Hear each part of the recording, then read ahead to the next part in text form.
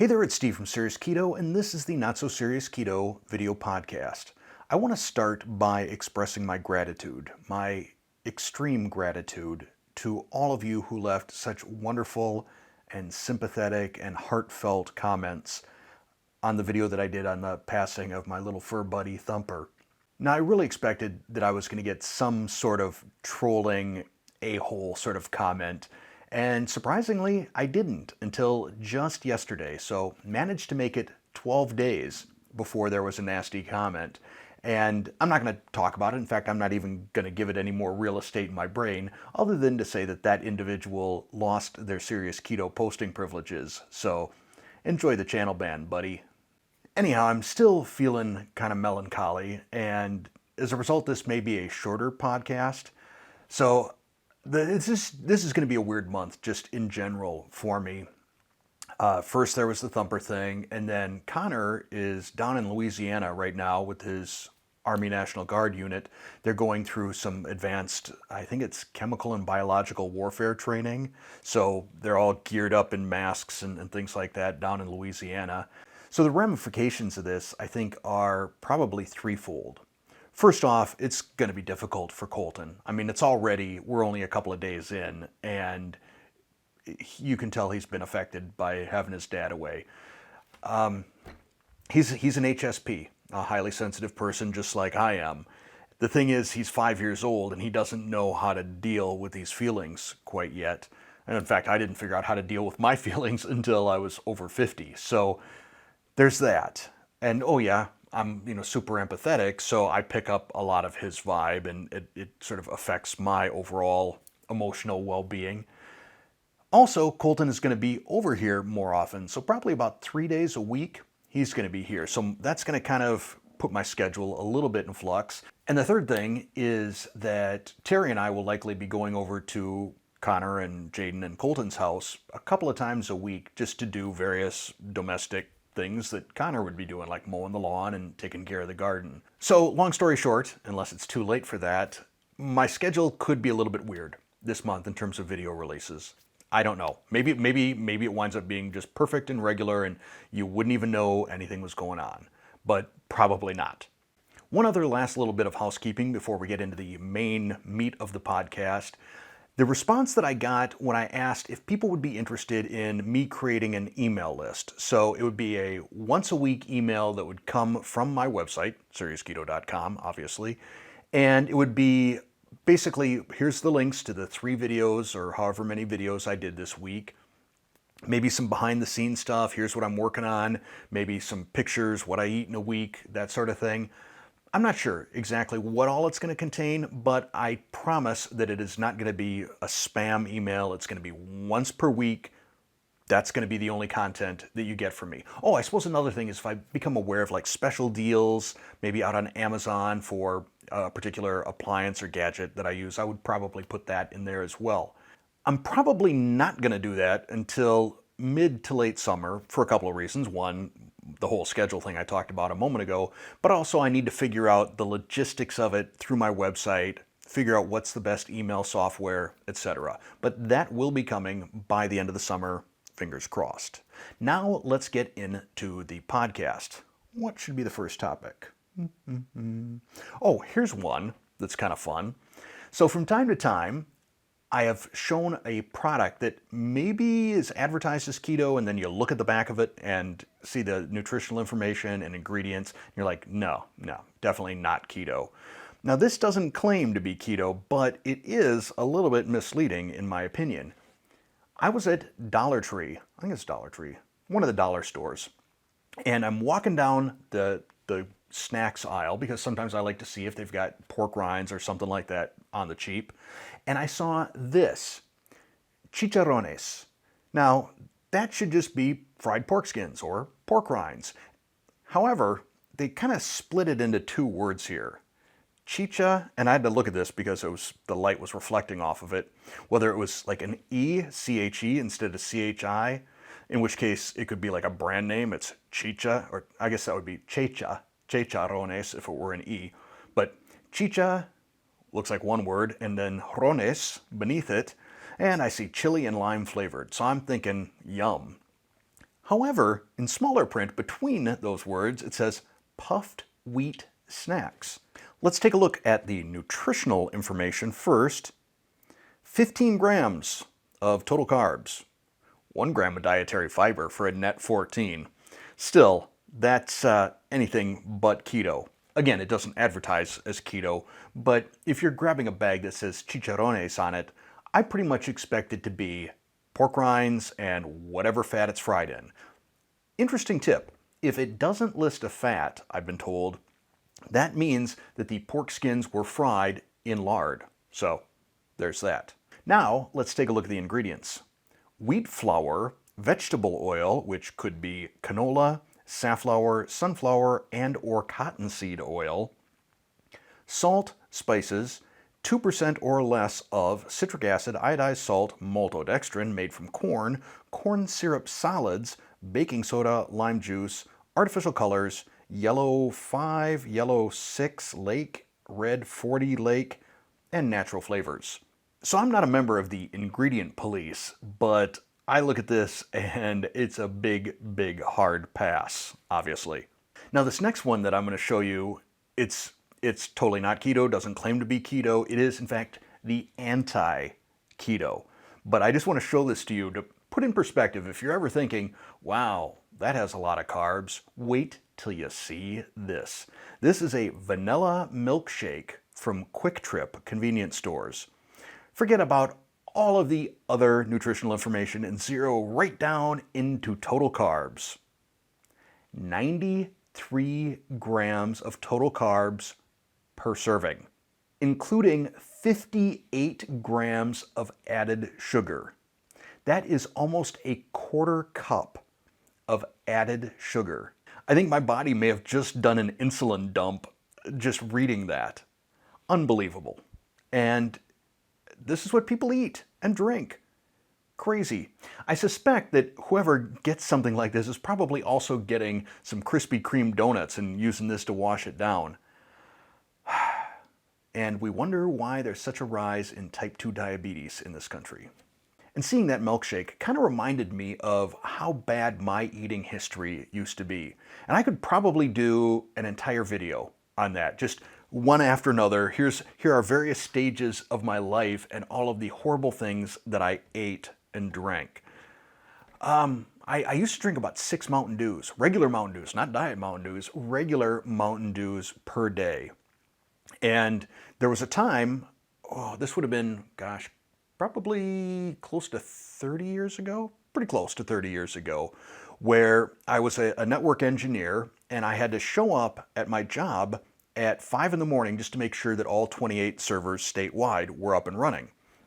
And I would be drinking the Mountain Dew, and then once I knew that all the servers were up, I would go to the floor that had the vending machine and the Wheel of Death, if you're familiar with that. You know, the vending machine that's got all the microwavable sandwiches and things like that in it. And I would get some sort of a breakfasty sausage burger something sandwich. It had to have been, I think probably I was consuming about 1,000 calories just from the Wheel of Death. And then, of course, I had the Mountain Dew. And that was a daily thing for me. That's how I was starting my day. Now, I'd be curious to know from you, and you can let me know down in the comments below, what is your sort of wall of shame eating habit that you used to have pre-keto? What's the most horrible thing you used to eat consistently? Let me know down in the comments below. In the second half of this podcast, I'm going to cover a couple of things that kind of grind my gears. So the first one I found out about from one of my viewers who left a comment on one of my whipping siphon videos. And she said that she tried to buy whipping siphon cartridges, which are nitrous oxide. You charge up the whipping siphon and you make whipped cream. I tend to use mine to make infused olive oil. So I'll throw some cloves of garlic into some olive oil, put it in the whipping siphon, charge it up, and it just, in a matter of minutes, you've got some wonderfully garlic-infused olive oil. You can use any sort of herbs or spices or things you want, but I tend to go for the garlic. Anyhow, this viewer said that she got out onto Amazon and tried to order some, and Amazon will not ship them to Wisconsin anymore. Apparently, the law has changed because probably some teenagers were getting the little whippet canisters and getting a brief little high off of them. And now those of us that want to use it legitimately can't, unless I have it shipped to some other state where I can have it shipped and then pay someone to ship it back to me. That is a bunch of BS, in my opinion, especially given that I can drive 3 minutes. Within 3 minutes, there are 3 locations down on this main strip just a little ways away from me where I can go in to these CBD shops and get Delta 9 THC in gummies or various edibles or drops or these cocktails that contain the THC, and I can get legitimately high. And I can just walk right in and get that, but I can't get a cartridge to charge a whipping siphon. Makes no sense to me. The next one that bothers me just a little bit is I was mentioned on another content creator's Facebook page. And it was a posting that she had done, and I'm not going to name names here, but she had done a posting about ChocZero, I think the maple syrup or something. And she stated that the maple syrup, somebody, like one of her clients or something, had 1 serving of it. And her blood glucose went up 400 points. Now, I didn't know something like that was even possible. Maybe with diabetics it is. I don't know what the biggest spike I've ever had. I think maybe 80, and I don't remember what it was. But it was probably during my resistant starch testing video, like I was probably eating some rice or potatoes or something like that. But I didn't know 400 was even possible. Anyhow, one of the viewers or fans of this woman posted a comment about me and Carolyn Ketchum of All Day I Dream About Food, who I am a big fan of, basically saying that she and we know full well that ChocZero is a fake keto product and it spikes everybody's glucose worse than sugar, and that we're paid off, and so we turn the other cheek. So I felt the need to respond, and I did so very politely. I think I just made up a word. Politely. I was going to say respectfully, and then I was going to say politely, and it became one word. Politely. Basically saying, every video that I do for ChocZero, I mention that some percentage of people do experience glucose spikes from it. I would estimate somewhere between 10 and 20%. ChocZero estimates it's a smaller number.